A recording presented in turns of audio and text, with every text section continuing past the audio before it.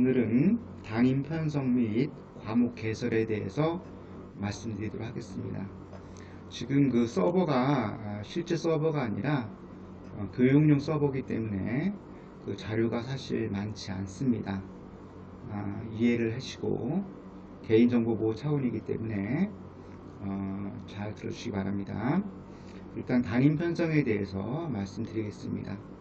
자, 메뉴 중에 교육과정 메뉴를 클릭합니다. 그러면 두 번째 담임 편성 관리가 나타나고요. 담임교사 편성으로 가겠습니다. 자, 일단은 그 학년을 조회할 수 있죠. 학년 조회를 누르면 지금 현재 우리가 넣어놓은 두 반이 지금 나타나고 있습니다. 여기서 그 설명이 잘 안 돼 있죠. 사실은 오른쪽에 있는 선생님들을 마우스를 끌어다가 배치를 시키고 다른 선생님을 끌어다가 배치를 시킨 다음에 저장을 하면 처음에 신규 등록을 해서 신규로 하겠습니다. 자, 그러면 담임이 배정이 됩니다. 자, 이 담임이 배정되면 기본적으로 담임이 가져야 될 권한이 자동으로 가는데요. 한 단계를 더 거쳐서 시스템 관리에서 담임 권한에 대해서 승인 요청을 해서 결제를 받아야만 권한이 제대로 들어가게 됩니다. 자, 담임이 중간에 바뀔 수가 있어요. 그럴 경우에는 두 가지 경우가 있겠죠.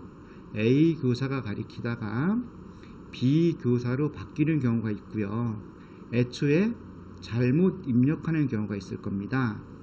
자, 만약에 A 교사에서 B 교사로 바뀌었다고 할 경우에는 사회성 선생님한테서 국어선생님이 바뀌었다 그러면 이걸 바꾸고 난 다음에 오류 수정에 체크를 하고 저장을 하게 되면 그러면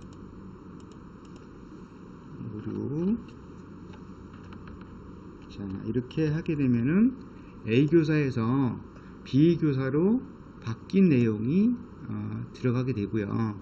만약에 출산 휴가나 또는 뭐 특별한 이유로 이 선생님께서 휴직을 하시거나 아니면 연수를 가셔서 장기적으로 자리를 비웠다고 했을 경우에 B 선생님이 이 담임을 이어서 했을 경우에는요. 자, 수학쌤 선택을 하고 이력 추가를 클릭을 합니다. 그러면 학생부에는 A 선생님과 B 선생님이 동시에 나타나게 됩니다. 자, 이렇게 해서 저장을 해서 자, 신규로 해서 자, 등록을 하도록 하겠습니다. 자, 이렇게 이력 추가를 하게 되면 나중에 학생부에서 학교생활기록부 자료 반영을 하게 되면요. 자료 반영을 했죠. 개인별로 조회했을 경우에 자, 이렇게 이력 추가가 됐기 때문에 선생님 명단이 여러 분이 나오게 됩니다. 만약에 오류 수정을 했을 경우에는 한 줄밖에는 나오지가 않겠죠. 그런 방법이 있고요. 자, 그 다음에 다시 교육과정으로 가도록 하겠습니다. 담임 편성 관리를 볼 텐데요. 자, 만약에 한 반인데 두 분이 선생님께서 담임을 하는 경우가 있을 겁니다. 그럴 경우에는 자, 여기 체크박스에 선택을 한 다음에 반복사라고 하는 버튼을 클릭합니다. 그러면 한 줄이 더 늘었죠. 그러면 자, 국어샘을 여기다가 선택을 해서 저장을 하게 되면 자, 그러면 신규로 등록을 하게 되면은 자, 수학쌤, 국어쌤 두 분이 일반의 복수 담임이 됩니다. 이렇게 복수 담임이 됐을 경우에는요, 담당 학생을 나눠줄 수가 있습니다. 그래서 담당 학생 관리에 가서 조회를 하게 되면 이렇게 두 분이 담임이 나타나죠. 자, 선택을 하게 되면 지금 학생이 2명밖에 등록이 안 돼 있죠. 이거는 저희들이 교육용 서버기 때문에 자료가 적어서 그렇습니다. 자, 1번 학생을 위로 올리면 수학 선생님은 1번 학생만 담임을 하게 되는 것이고요. 그 다음에 국어쌤이 자, 2번 학생을 위로 올려서 저장을 하게 되면 2번 학생만을 담임을 하게 됩니다. 그 나중에 담임으로서 뭔가 기록을 할 때는 수학쌤은 1번 학생에 대해서만, 국어쌤은 2번 학생에 대해서만 기록을 할 수 있는 그런 상태가 되어집니다. 자, 조회 부분은 편하게 그냥 담임이 누구구나 라고 조회할 수 있는 부분이기 때문에 중요하지 않아서 넘어가도록 하겠습니다. 그 다음엔 과목 개설 관리에 대해서 말씀드리도록 하겠습니다. 일단 과목 개설 관리는 어느 부분과 영향이 많이 있냐면요, 편제 및 시간 배당 기준 관리와 상당히 밀접한 관계를 가집니다. 편제 및 시간 배당 관리에서 자, 이렇게 교육 과정을 입력을 미리 좀 해놨는데요. 이 강의는 앞서서 박미정 선생님께서 강의를 해주셨을 겁니다. 이렇게 배당을 하고 나면 과목 개설 관리를 할 수가 있어요. 자, 여기서 이제 강의실 관리를 할 수가 있는데요. 이제 학점화라는 얘기 많이 들어보셨죠? 실질적으로 나이스 시스템은 대학처럼 학생들이 수강 신청을 하고 수강 신청에 의해서 시간표를 작성하고 수강을 할 수 있는 그런 시스템으로 만들어져 있습니다. 자, 기본적인 강의실은 이렇게 반 자체가 강의실로 등록이 되어 있고요. 이 반 자체의 강의실은 절대로 삭제할 수가 없습니다. 그리고 강의실이 필요하면 추가 버튼을 눌러서 자, 여기서 학년도, 주야간 구분, 그다음에 강의실명을 만약에 사회다 그러면 사회 강의실을 9번 정렬로 해서 만들어 보겠습니다. 이렇게 저장을 하게 되면 자, 이렇게 사회 강의실이 만들어집니다. 자, 이랬을 경우에 강의실이 만약에 사용되고 있으면 강의실을 삭제할 수가 없게 됩니다. 자, 그 다음에는 일반 과목 관리에서 선생님하고 강의실하고 과목을 매치시켜 줘야 됩니다.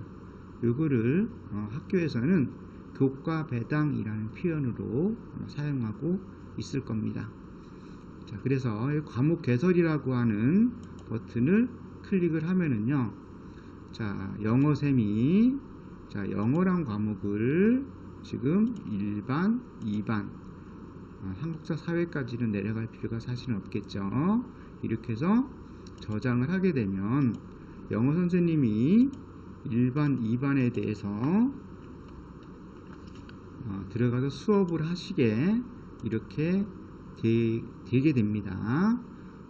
모든 교과목에 대해서 이런 식으로 교과 배당이 이루어져야 나중에 시간표를 짤 수도 있고 선생님 또는 학생들의 시간표를 나중에 검색해 볼 수도 있습니다.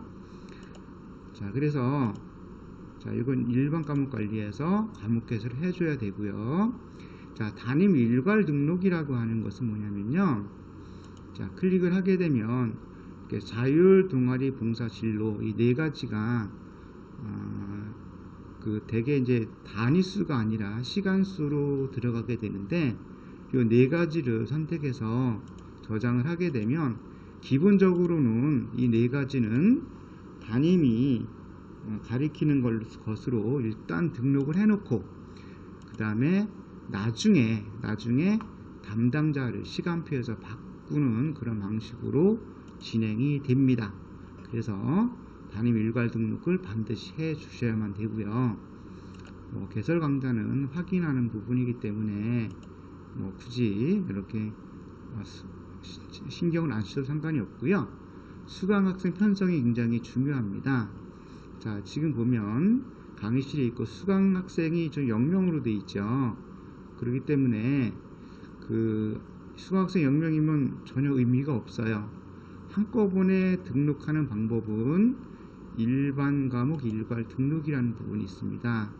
자, 확인을 하게 되면 또 여기에 인원수가 쭉 들어가죠. 그래서 자, 국어 같은 경우에는 학생이 2명 있어요. 그래서 1번, 2번 학생이 수강 신청이 되어 있는 것이고요.